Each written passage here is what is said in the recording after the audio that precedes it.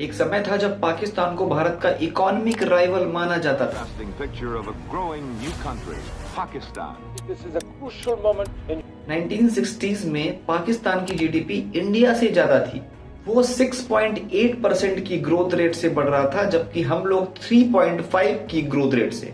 और ये जो वेस्टर्न कंट्रीज वाले हैं ना, ये हम लोगों की ग्रोथ को हिंदू ग्रोथ रेट करके चिढ़ाया करते थे।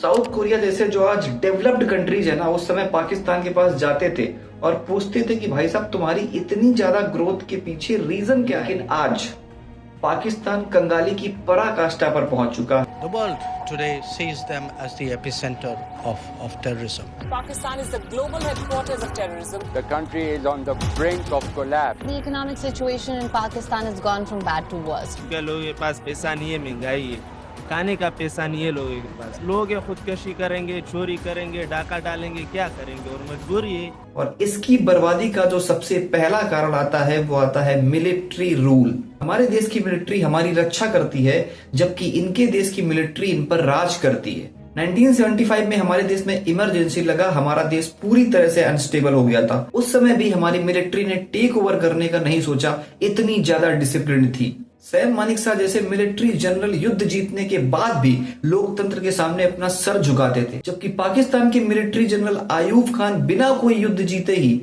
लोकतंत्र को कुचल देते थे। इसके उलट भारत में स्टेबल गवर्नमेंट थी, जिससे विदेशी कंपनियों ने भारत में इन्वेस्ट किया। इन्फोसिस और टाटा जैसी कंपनी हमारे देश में उभर कर सामने आई, लोगों को जॉब्स मिली, उनकी जेब में पैसा आया और पैसे से वो कंज्यूम ज्यादा करने लगे। और उसी के उलट पाकिस्तान की मिलिट्री ने पाकिस्तान की बर्बादी की पहली सीढ़ी रख दी थी। Nations without a vision die.